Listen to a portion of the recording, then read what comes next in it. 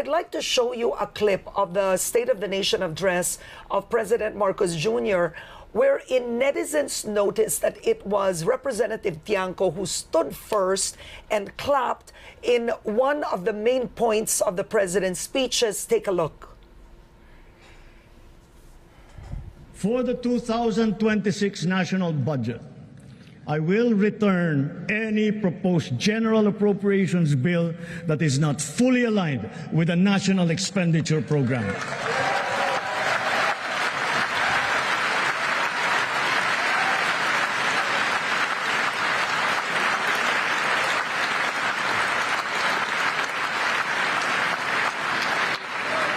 And further, I am willing to do this even if we end up with a reenacted budget. All right, so that was the closing of President Marcos Jr.'s speech. So, Toby, I think tell us the story. You were the first to stand up. You were the first to stand up, clap, give a rousing applause when the president said that. Why? Why? Okay, balik natin sa context. Tandang-tanda ko, yung unang sinabi niya doon is mahiya naman kayo. Di ba? Mahiya naman kayo. O sinimulan niya yan sa mga kickback, mga initiative, mga errata. At tapos sinundan niya ng mahiya naman kayo. Di ba? Ang sinasabihan niya yun kami. Congress ang sinasabihan niya noon. Di ba? Kasi doon sa initiative, sino bang nakakagawa ng initiative? Congress. Sino bang nakakagawa ng errata? Congress, di ba? So, may SOP, may for the boys. Siguro, iba-iba na nakikinabang dyan. Pero kami sinasabihan niya noon. And doon sa end, the fact na yung tinapos na yon na sinabi niya isusuoli yung budget. So, it was directly addressed to Congress. So, tuwang-tuwa ako kasi finally, yung frustration doon sa 2025 budget, nakakahiya kasi, di ba, na it's described as the most corrupt budget. Tapos, yung iba, sinisisi si Presidente not knowing na up to July 29, meron pa siyang hindi rini-release na insertions of about 83 to 84 billion. Kasi, really? Yes! Yan hindi alam ng tao, di ba? Kasi ang nangyari nung una, galit sila sa House. Tapos galit sa Kongreso dahil doon sa nangyari, di ba? Tapos nung napirmahan niya, pati siya nadamay doon sa hindi naman niya kasalanan. Okay, 'di ba? Tapos sinabi bakit ito lang vinito. But yung hindi niya pag-release ng 80 plus billion up to July 29 is parang vinito na rin niya eh. Without saying it. Hindi lang kasi maabutan noon kasi nga ang fear yata noon is the reenacted budget. So ngayon sinasabi niya kung ang gagawin nyo, ibibigay nyo sa akin yan para mapilitan ako dahil iniisip nyo. I mean, I'm reading between the lines na papayag ako kasi ayoko na reenacted budget. Hindi na lang. Reenacted na lang tayo. So kaya tuwang-tuwa ako. Tsaka nakita ko kasi grabe talaga yung 2025 budget. Grabe ang ano? Hindi, unang-una, di ba? Unang-una yung small committee. Kasi bakit ba yung small committee? Kasi yung iba, ang kino-concentrate nila is BICAM, di ba? Yung BICAM, sa huli na yan. Ang unang paraan o unang opportunity na magkaroon ng insertion or amendment is doon sa small committee. Kasi ang nangyayari dyan, magkakaroon ng hearing, di ba? Budget hearings. Then interpellation. Isipin mo, magtatanungan kami. Ang tagal, siguro halos 2 buwan yon, tapos inaabot ng gabi. And then, lahat ng bills na pinapasa namin, wag muna yung budget, lahat ng bills, ang rule dyan sa House is committee amendments. After the interpellation, after magdebate, syempre ma-realize ng committee baka dapat may amendments. So, introduce nila committee amendments. And then, pagkatapos noon, yung members are free to introduce their individual amendments. Okay? Free to introduce their individual amendments. Tapos, tsaka mo aprubahan ng second reading, tapos wala nang babaguhin. Dapat. Tama? Dapat. Doon sa budget, na pinaka-importanting batas, baligtad ang nangyayari. So, magkakaroon ng committee amendments. Tapos ng committee amendments, magmo-motion ang majority to discuss the individual amendments. But they will move to create a small committee of 4 persons chairman ng Committee on Appropriations. That was Zaldico. Yes. Senior Vice Chairman ng Committee on Appropriations, Majority Leader, and Minority Leader. So, Sila lang. Sila lang. No, then ganyan. Oh. So, i-nominate yan. Then we will approve on second reading, but giving them authority to accept the individual amendments and to decide on the individual amendments. Paano nangyari yun? So, ibig sabihin, in-approve namin itong version na to, tapos yung small committee, binigyan namin ng kapangyarihan na baguhin kung ano man yung in-approve namin. At yun na ang magiging final version. Pagbalik namin pagkatapos ng bakasyon, makukuha namin yung libro. Bago na. Kung ano yung ginawa ng small committee, At yun may na yun. dagdag. May dagdag, may bawas. Hindi naman pa pwedeng puro dagdag eh. Kasi hindi mo pwedeng lakihan yung budget, di ba? Kung 100 piso yan, 100 piso, iikot-ikutin mo na. So may mababawasan, may madadagdagan. Eh, in-approve mo na. Paano ka pa aangal doon? Hindi ka na pwede umangal. Dahil sa third reading, yes or no na lang yun. Wala nang amendments. So yun ang sinasabi ko na baguhin, di ba? Okay. Okay. Pumayag silang baguhin. Pero hindi sila nag-commit na yung individual sabi nila gagawa ng subcommittee on budget Transparency. subcommittee on budget amendments. Yan ang ano. Pero hindi sila nag-commit na yung individual amendments will be discussed in plenary. Oh, so bakit hindi mo i-discuss? Ang sinasabi nila kasi there are 1,000 lines to a budget, matagal kung individual amendments. Ang punto ko naman, lahat ng bill ginagawa namin eh. Kung matagal yan, trabaho namin yun, bait namin iso-shortcut. Di ba? Di, gawin natin. Hindi ko naman sinasabing lahat ng amendments ay masama. Oo. Okay, liwanagin natin. I'm not saying all amendments are bad. May mabubuting amendments. So, gawin natin transparent sa public. I move that we reduce this amount from this department and transfer it to this department. Maliwanag kasi walang madadagdag kung hindi mo babawasan yung ibang ahensya. Okay. Okay, So, ngayon, okay, Karen. yeah. Ngayon, konektado lang dito sa sinabi ng Pangulo na mahiya naman kami. Parang hindi kami nahiya. Kasi kami sinabihan na mahiya kami pa yung mag-iimbestiga ngayon. Okay. Paano naman mangyayari yun? Okay, so ang sabi ko, kung seryoso kayo, okay, to show good faith, ang first step, ilabas nila yung amendments ng small committee noong 2025 budget. That's a good start. Kung That's a ayaw good nila start. ilabas yan, Oo. wala, lokohan lang to. Okay, so we're gonna show the viewers a graphic right now of the amendments made to the 2025 budget. I want you to explain this. Okay. So let's show this right now. So to the audience, what you're seeing right now, first is the 2025 NEP. That's the first line. Hindi, ganito, Karen. Ipaliwanag mo. Pinili ko, kasi di ba, there are 200 plus districts, di ba? So hinanap ko kung sino yung distrito na may pinakamalaking budget for 2025. So, balik natin. Ibalik natin yun. Okay? Okay. Alright. Yung GAA, yan na yung na-approve sa General Appropriations Act. Oo. So, ibig sabihin, yung NEP niya, 2025 NEP, ang proposed ng DPWH is 2.530 billion. Pero nung lumabas yung GAA, naging 20,999 ang isang 20,999 million ang isang distrito. Nadagdagan siya ng 18,469 million. Isang distrito Isang lang yan? distrito. Tapos yung isang distrito, ito second place, ang NEP niya is galing to sa DPWH. In-extract ko lang yan. Oo. Hindi ko inimbento yan. Binigay sa akin ng DPWH ito dahil nung pinag-aaralan namin yung mga pinag-aaralan namin nung Marso pa lang kung ano ba talaga yung nangyaring kalokohan doon sa budget. Isang distrito, 1,508,583. Ang gaan niya, 20,795,429. Nadagdagan siya ng 19 billion. Oo. Do you remember anong mga distrito Alam ko, to? pero ayoko i-disclose. Pero Okay. kasi ang sinasabi ko, to be fair to the district congressmen, pwedeng nangyari yan nang hindi nila alam. Hindi kasi, di ba, lumabas na lang yan Oo. Pero hindi pwedeng nangyari yan nang hindi alam noong chairman ng Committee on Appropriations. Yun ang Okay. Pwede balik natin Balik natin. Oo. ito mas ano kung bakit yung small committee. Okay. So balik tayo, ang total additional is 18,469,000, di ba? That's one district sa viewers Yes. natin. Pero ang na-discuss sa BICAM, ang nasa BICAM is 5 billion. 5,272 million na naka-FLR. Oo. Ibig sabihin, hindi release ni Presidente. So you have to give him credit, di ba? Hindi niya ni-release yung 5.2 billion.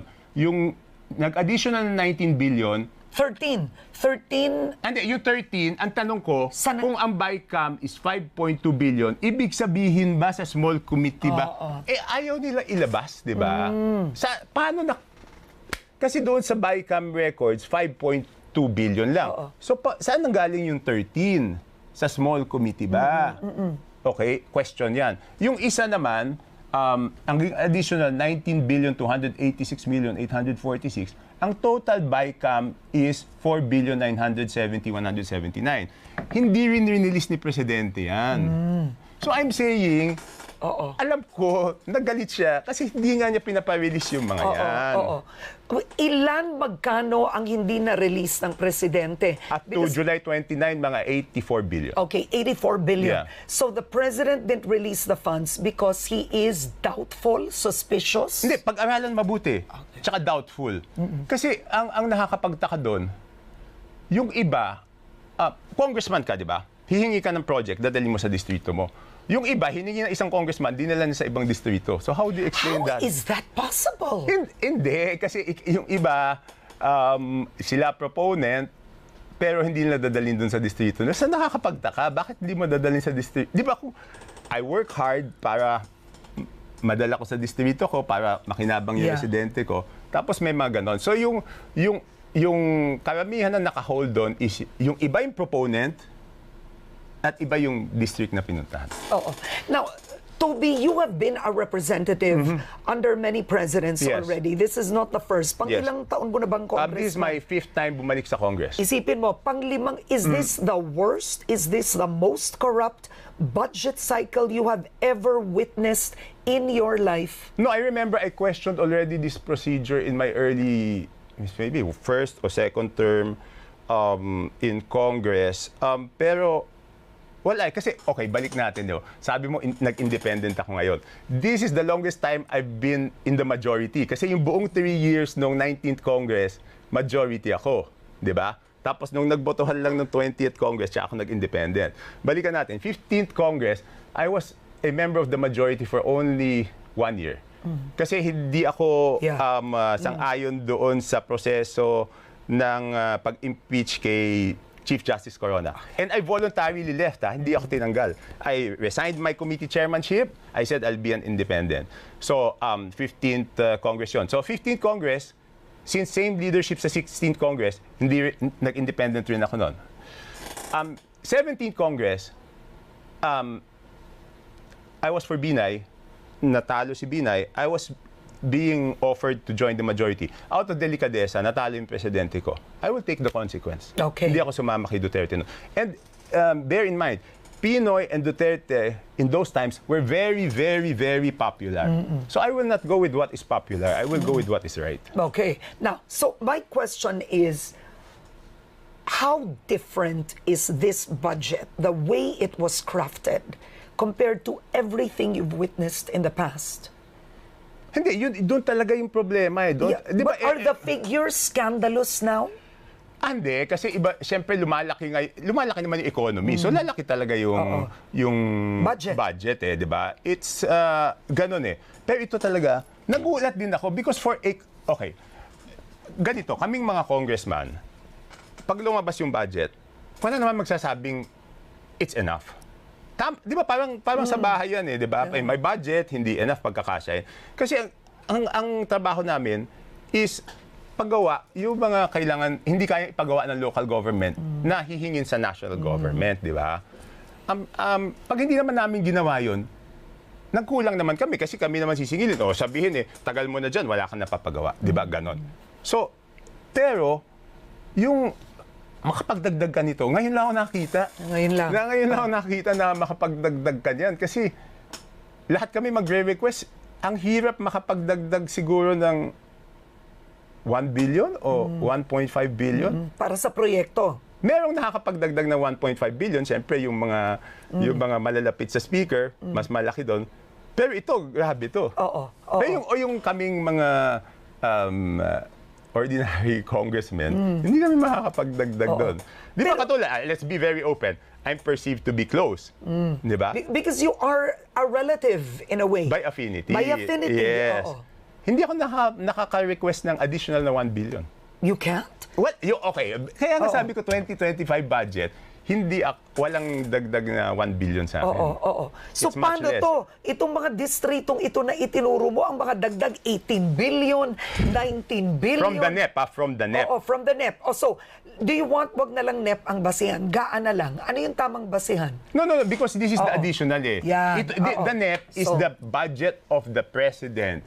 This is based doon sa proposal ng DPWH, ito ang para sa distrito na ito.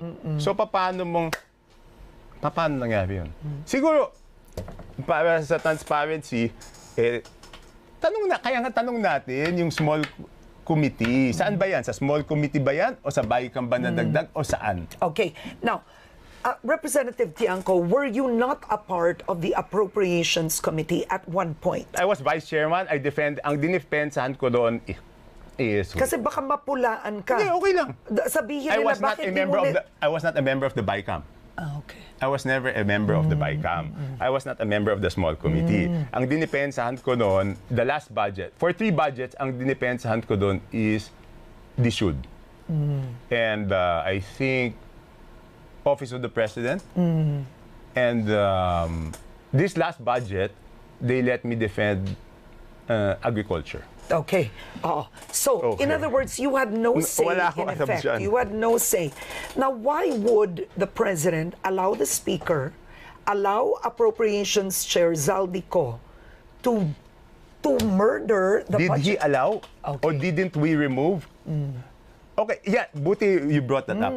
He's not getting, syempre sabihin, separation of powers, di ba?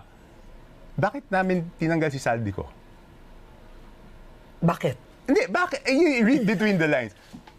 Di galit yung presidente dun sa nangyari sa budget. Simple, di ba? Bakit namin tatanggalin? Alam namin galit siya dun sa nangyari sa budget. Kaya tinanggal. Now, ito tanong to ng pangkaraniwang tao. Can the President rein in on the Speaker? Karen, it's a difficult... sometimes I text the president some unsolicited suggestions, but the speakership is one thing. It's so sensitive kasi baka pag hinalaan ako na interesado lang ako sa posisyon ng speaker. So it's one thing na hindi ko siya makausap directly. Were you ever a contender? Set the record straight. I'm reading, you were a contender. Albi Benitez was a contender. Were you making proactive moves to No. the Speaker? You name me one congressman na kinausap ko. Ang nangyayari noon is because nga, of course, mahirap to. Kasi wala naman aamin. And I understand why. Because nga, papapunta tayo doon sa susunod, natakot sila doon sa mga soft, di ba? But right after the elections, Madam, even up to the last day, even up to Sunday, ang tanong, wala pa bang utos ang Malacanang? Wala bang pagbabago? You can ask Albi, you can ask Duke. Ganon lagi ang tanong. Wala pa bang order? Kami nag-iintay lang kami. Kasi that started nung nagpapapirma sila, di ba? Remember, right after elections, hindi pa tapos yung 19th Congress, nagpapirma sila, di ba? So, madami nagsasabi sa akin, boss, I guess ganun tawag namin sa Congress, boss. Boss, yung iba, pasensya na. Hindi, naiintindihan ko. Then there were two big groups na sabi, yung isa, bago nga pumirma, tumawag pa sa akin, papaalam muna kami. Walang problema kasi alam naman natin sa Congress, kahit anong pirmahan mo dyan, wala naman, doesn't mean anything. You can change your mind tomorrow. And then yung isa, ayaw nga pumirma, ako pa nagsabi, pumirma na kayo, maiipit lang kayo dyan. And hindi naman style ko yung mangdamay, di ba? If I can stand for it. Naiintindihan ko naman yung sitwasyon ng bawat congressman, di ba? Siyempre, pag naipit sila, kawawa yung mga constituents sila, di ba? Hindi naman sila yung nakakawawa eh. Yung constituents sila yung nakakawawa eh. So naintindihan, ako nagsasabi, pirma lang kayo, pirma lang kayo. So up to the last day, madami nagtatanungan, wala pa bang go signal? Yeah. Kasi alam naman natin, the most important vote for speaker is not inside Congress. There's only one. Di ba? Alam naman natin yun eh. So lahat nagtatanong, wala pa bang utos? Wala pa bang... Now, is it true, were you really offered to be the new chairman of the Appropriations Committee? Because that's the word, that you were offered that. That was the impression of a lot. Kasi nga, ang hindi alam ng mga tao, kaya ko alam lahat ito, hindi naman yan nagsimula nito lang eh. March pa lang yan. Of 2024? No, of 2025. 25, okay. Kasi di ba ang nangyari, okay, ang hirap ng posisyon ni President, name me one big flagship project na napagawa. Bakit? Wala siya mapagawang flagship project kasi kinukuha ng Congress yung budget ng Presidente para sa malalaking proyekto. That is terrible. Wow. Hindi ba, tas nilalagay nila doon sa ang program, appropriate. Ito, lalagay nila sa program para sigurado ang program mapupunta yung kanya. So it's the president technically who's suffering from this. Yes. Kaya nga alam ko yung pinanggagalingan, 'di ba? Kahit hindi directly, alam ko kami yung ano. Oo, yung mahiya naman kayo yun. Kasi kayo yun. Kami yun. So paano namin imbestigahan sarili namin? So ang nangyari niyan, March 24, I was called to a meeting. Kasi ang nangyari, 'di ba? Okay, nawala yung flagship projects. Sino bang kumuha? Senado o House? So, ang alam ko, hiningan silang dalawa. Siyempre, sabi ng House, natural, Senate kumuha. Sabi naman Senate, House kumuha niya, di kami. So, hiningan sila ng listahan. Ng Pangulo. Oo. Where it went. Bigay niyo sa akin. Bigay niyo sa Senate, bigay niyo sa akin yung listahan. House, bigay niyo sa akin yung listahan. Si Cheese gave it within 3 days. Really? In January. Oo. Nung nasama ako sa meeting ng March 24, wala pa yung sa House. March na. So hiningi ko, binigay ko. So pinag-aralan ko yan magmula March. Ngayon, sinasabi mo Committee on Appropriations, hindi maganda tignan eh. Kasi kamag-anak na naman by affinity. So, I think for the audience, some of our viewers may not be aware. So, hindi maganda tingnan. So, Representative Toby Tiangco's wife, Michelle, is the first cousin, right? Yes.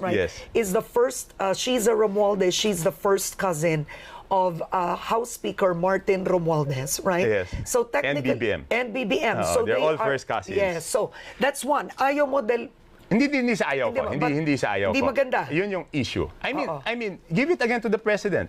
He realized that it's going to be an issue. Di ba? Kaya, we're not giving him credit. He realized that it was going to be an issue. Nasabihin, kamag-anak mo na naman linagay. Di ba? Hindi maganda parang speaker.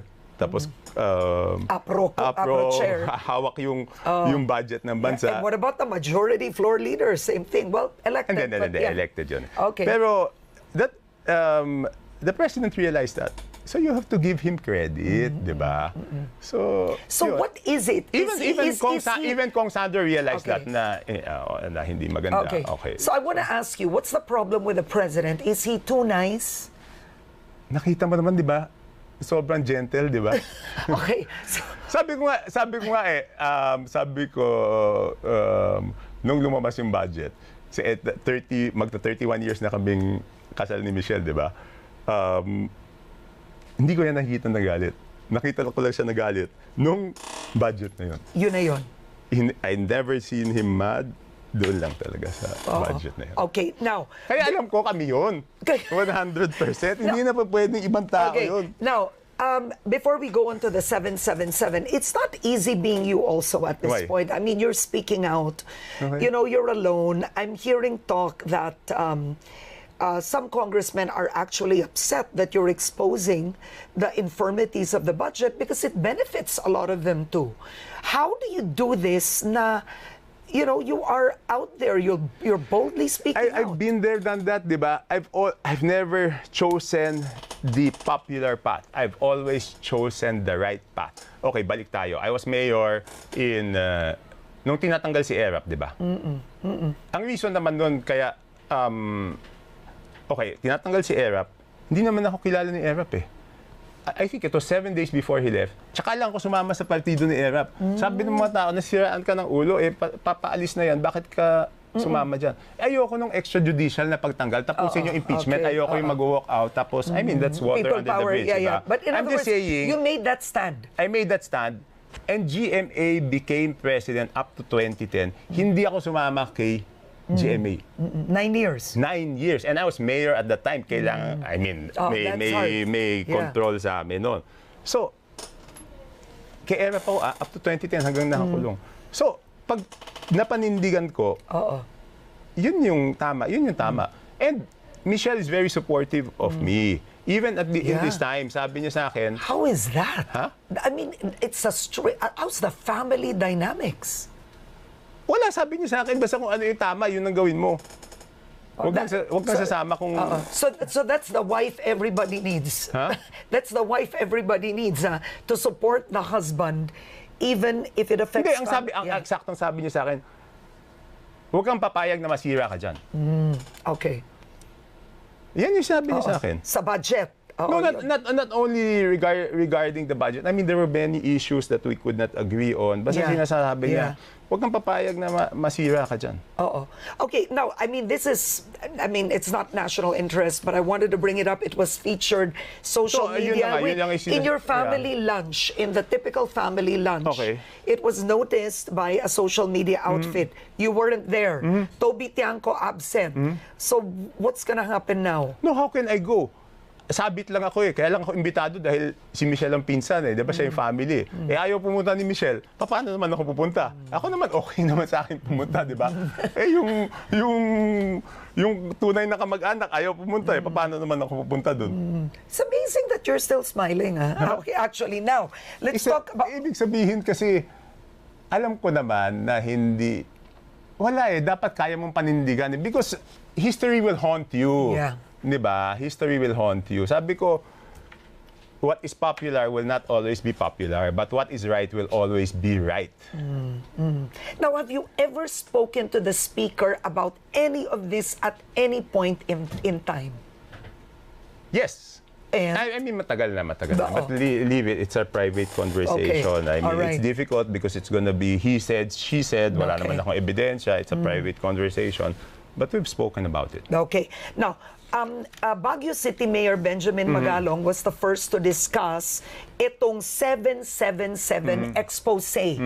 And you recently also said congressmen who joined the Bagong Pilipinas Serbisyo Fair received government aid allocations worth 7 million for AIC, 7 million for medical assistance, 7 million for TUPAD. That's a total of 21 million pesos. That's not cash. Okay, Hindi yes. Yan cash. And you said it's required that the lawmakers go to the Speaker's office to secure the approval. Not go to the Speaker's office, di ba? Okay, baka sabihin, niligwa ko yan. I was quiet about it. Tinanong ako nung isang reporter after the SONA, totoo ba yung 777? Alam, magsinungaling ako. Di ba? So sinabi ko, totoo. And, okay, ano ba yan? Di ba naglalagay ng pondo ng AIX, AKAP, and MAIP, and TUPAD, no? I think ang pinaka-importante dyan kasi is yung MAIP, yung Medical Assistance to Indigent Patients. Di ba yan yung parang silang So, pag ikaw may hawak nun, talagang hawak mo yung congressman. Paano matitiis ng congressman na dahil nanindigan siya, pag merong may sakit, wala siyang maitulong. Okay? So talagang ang hirap, di ba? And di ba, nung nagkaroon ng ruling doon sa PDAF, na ginawa unconstitutional, ang sinabi doon, hindi pa pwedeng post-enactment ng Congress, di ba? Ibig sabihin, pag pinasa ng Congress ang budget, hindi na niya pwedeng pakialaman. Okay? Ang sinasabi, okay, for example, ang sagot ng dalawa doon, si Congressman Asidre ng Tingog, of course, he will defend the Speaker. Ang sabi niya noon, no, the requests are just being endorsed. Hindi yan approval o disapproval. Who I am asking him now, bakit pag sumama ka sa bagong Pilipinas Servisyo Fair, meron kang 777. Kung hindi ka sumama, wala ka. Endorsement ba yan? O he has the authority to give and not to give? Very clear, the Speaker has the authority to give or not to give a district the soft funds. Not only dun sa 777. Kasi may basic kami, di ba? Pag kulang, dun kami magre-request sa portal. May portal yan. O tapos di ba pinakita ko nga yung text? Ano ba nakasulat dun sa text? Mamaya, hanapin ko pag may break ka. Na yung the funds you requested from the Speaker. So, okay, pero liliwanagin ko, hindi po ito cash na binibigay. It is 7 million worth of AIX, 7 million worth of TUPAD, 7 million worth of AKAP, o minsan ginagawang 7 million worth of MAIP. So maliwanag na aprubahan na namin yung budget, but still, the authority to give or not to give is with the Speaker.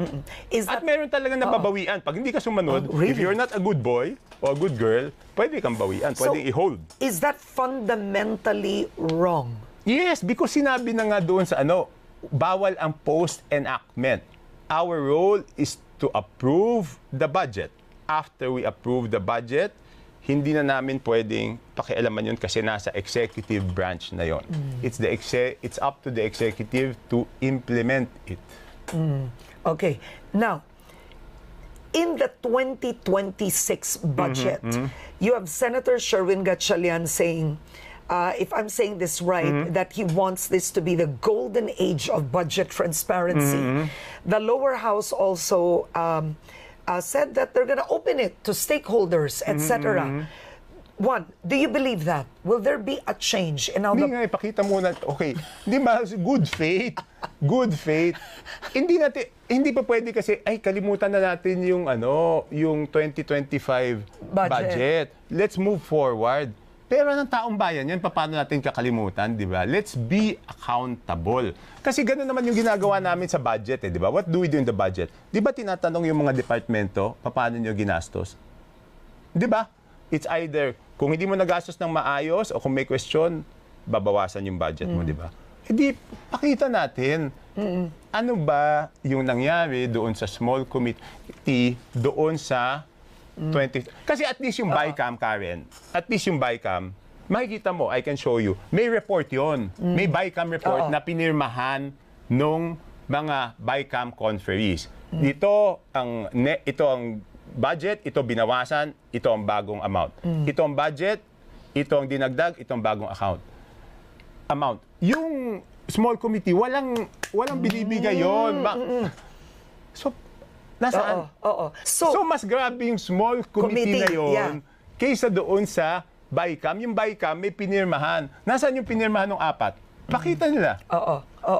So, when I interviewed Senate President Chis Escudero, I think that was last week, when I asked him about the alleged insertions, he was... Again, sorry to interrupt you. Hindi naman lahat ng an insertion is an amendment to the budget. Kaya tinatawag na insertion yan kasi binabawasan mo isang departamento. Hindi lahat yan masama. Hindi lahat yan masama. But in effect, because you have Senator Tito Soto, Senator Lacson, calling the 2025 budget scandalous, right? Egregious. Ang sinisi ni Chis Escudero, technically, bakit kami tinatanong nyo yung House? Doon nagsimula lahat yan. So he's right. No, the budget emanates from the House. But meaning these amendments, he's saying in effect, doon nga sa small committee. Saan ba yung chance ng House na mag-amend? Sa small committee. Tapos, pag inaprubahan ng House, magkaiba yung version ng House, magkaiba yung version ng Senate, magkakaroon ng BICAM, doon ulit yung amendment. So, sinasabi ko nga, dalawang pagkakataon na mag-amend. Yung BICAM, ang problema, hindi nasa publiko, pero merong pinirmahan sila na ito yung... At least, oo. O nasaan yung report nung small committee? Okay. Wala nga ng report eh. Ang tanong ko ngayon... So hindi pa pwede, non-negotiable yan. Kung gusto namin pakita na transparent kami, pakita nila yung 2025 budget small committee. Okay, you've been in Congress for so long. Is removing the small committee actually doable and possible? Yes, kaya ko lang, that's why I'm as vocal. Dati, just for the record, sinabi ko na hindi ako dutol. Ngayon kasi sinabi ng presidente, gusto ng presidente na magkaroon ng reforma, so may pag-asa. Okay. Di ba ang reason lang naman, I was watching sabi nila, kaya hindi pa pwede sa plenary kasi mahaba, 1,000 lines. O di magtrabaho kami ng Pero again, babalik ako, hindi ko papakawalan talaga yung 2025 small committee. Oo, hindi mo papakawalan Hindi ko papakawalan yan. We have to be accountable. Pero ng taong, hindi pa pwedeng, kalimutan na lang natin. But who will investigate? Who do you think should? Congressman Saldico should show. Kasi siya yung chairman nun, alam hindi niya, kung siya hindi niya alam, sinong gumawa nun? But where is he? He's here, he's still a congressman. Okay. So pakita niya. Di ba, ito, binawasan ko, dinala ko dito. Ito, binawasan ko, dinala ko dito. But who is gonna question him? No, I'm challenging him now. So the leadership... He's never been really interviewed, huh? No, the leadership of the House, since they are the leadership, they should demand it from him. Di ba? Otherwise, we're just covering up each other's... Di ba? If the leadership of the House will not demand it from Congressman Saldico, that means we're just trying to cover up. Should this be brought before the Supreme Court? You remember PDAF, during the time of Pinoy, it was brought to the Supreme Court. The Supreme Court made a decision with a small committee.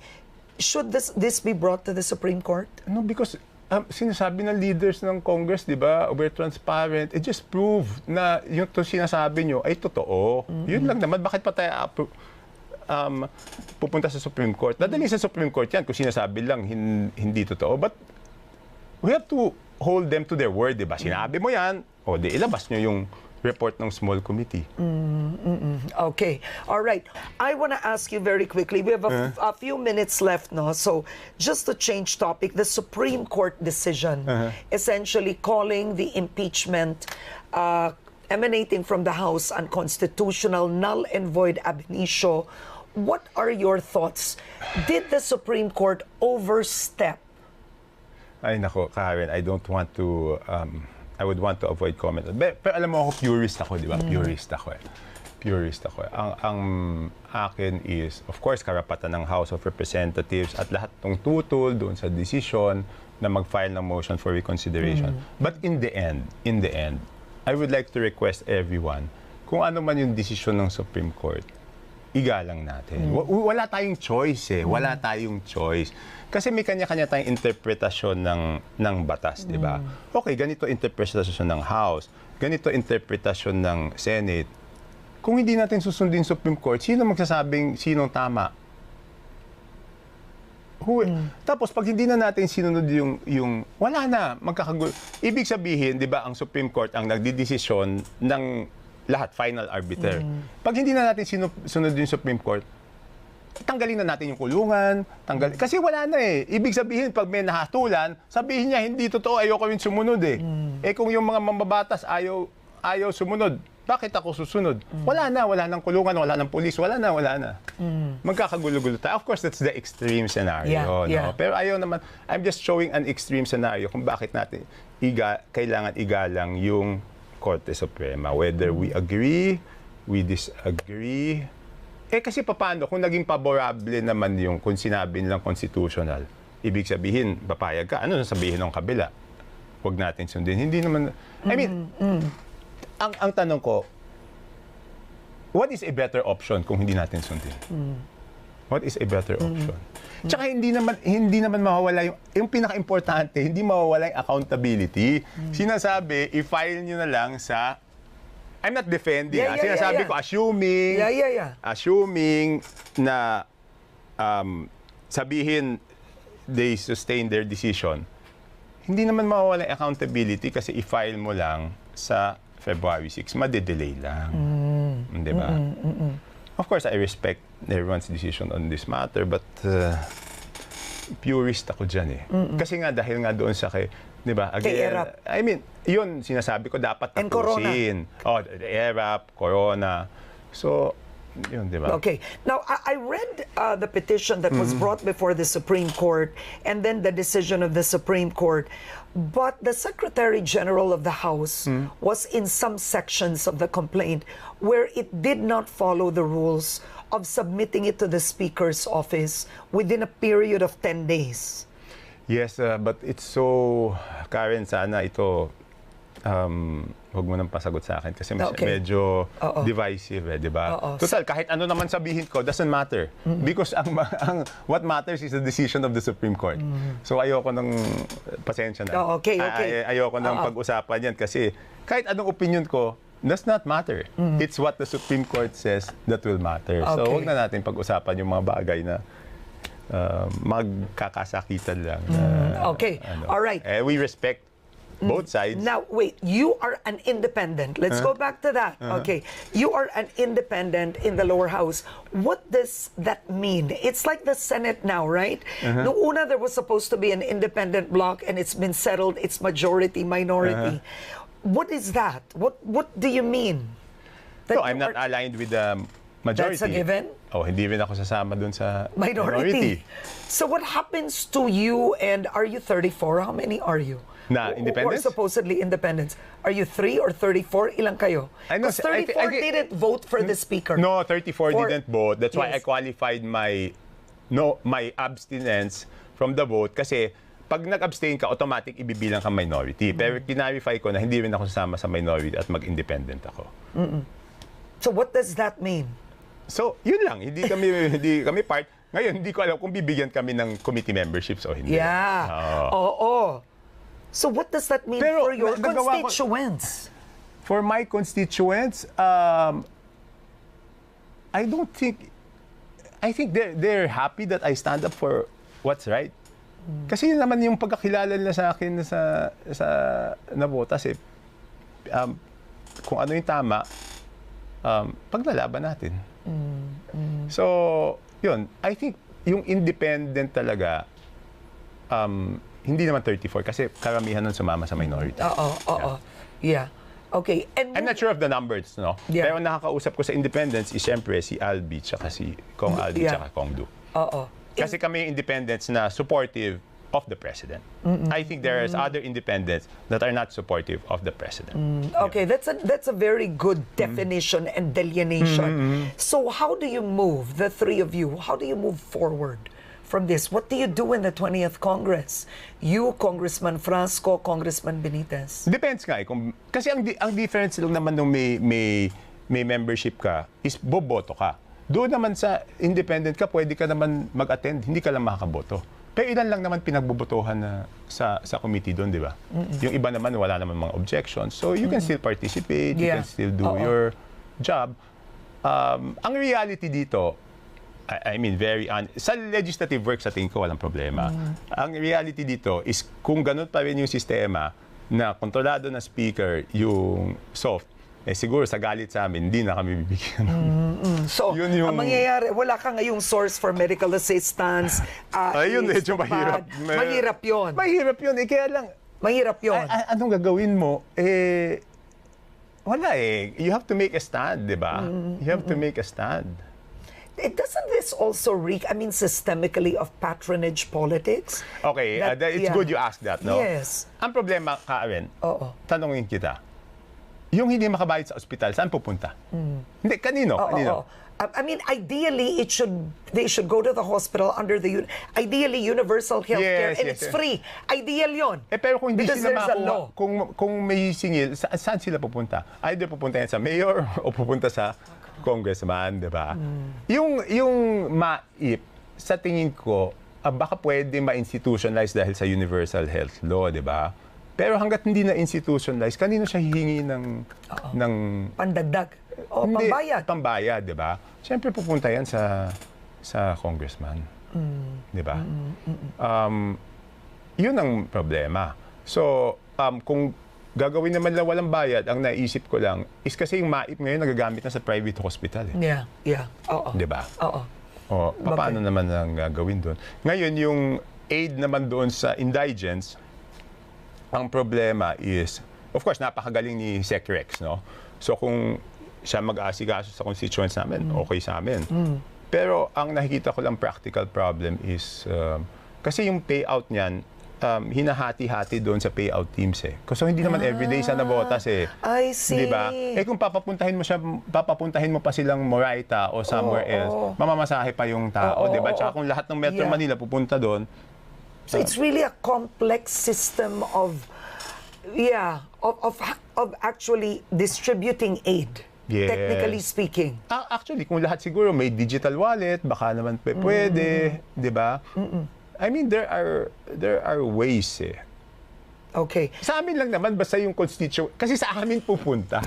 Yeah. Di ba? Sa amin pupunta. Okay. Di ba? Eh, paano gagawin namin? Okay. Di ba? Well, it's 8:55 in the morning, the show's till 9, but I want to ask you your last words, okay, to the speaker. And I guess, at the end of the day, the clearest thing you've said here is, you know, infirmities in the budget affect the president's legacy. It affects his performance. Yeah, but most People blame him. importantly, it affects the lives of Yes, people. Oo. Okay, yung Yeah. sinasabi, okay, ang tinitignan natin kasing corruption is yung corruption doon sa mga ginawa na palpak. Pero hindi ba corruption yung dapat maipagawa na hindi na ipagawa at hindi nakinabang yung mga tao At dahil ibinulsa. dahil dinala kung saan-saan Oo, yun yung nga. sa hindi naman Dapat. hindi dapat. That is also corruption. So Absolutely. hindi one way na pinagkakitaan. Yung hindi nagawa na kailangan ng tao na mapakinabangan dahil for one reason or another na ilipat kung saan-saan, corruption din yun eh kasi hindi nakinabang yung tao eh. So, do you have a statement for the speaker? Is there anything you want to say? Okay, hindi, ganito na lang. Okay, if we are serious, babalik na naman ako. Oh, go. If we are serious, ilabas natin yung ginawa ng small committee noong 2025 budget. Pakita natin, o doon tayo magsimula. Kasi doon natin makikita kung ano yung pagkakamali. And Nung have nakaraan. Zaldico report and answer. No, because Yes. kasi siya yung He's the chairman. head nung ano na yun eh. Oo. Oh. So dapat sabihan si Saldi, ilabas mo 'yan. 'Di ba? Pakita natin sa publiko kung ano ba yung ginawa natin doon sa small committee. All right. On that note, Navotas Representative Toby Tiangco, thank you for joining me today. And just thank you for this. I mean, it's really an expose on your part. Thank you. So, you be careful. Okay? No, I first I want to thank I think it's, I mean, she doesn't, I don't think she shows it, but I think it's difficult also for Michelle, di ba? Yeah, Because your wife, it's family Yes. and your pasaway husband. Okay. No, but in fairness to her, Yeah. siya nagsabi, alam mo, kilala ka sa ganitong bagay, huwag kang papayag na masira kahit ka mag-anak ko pa yung mga yan. So, thank you, Michelle. I love you. Wow. Okay, that's it. Start the day, Ganyan talaga everybody. pag inipit mo yung asawa mo sa nag-uupugang bato, kailangan gagawa ka rin ng areglo. Baka mamaya. That was quite the surprise for today. Never miss a story. Unlock exclusive access to uninterrupted streaming and premium news content. Subscribe to ANC 24/7 on YouTube and join ANC Prestige today.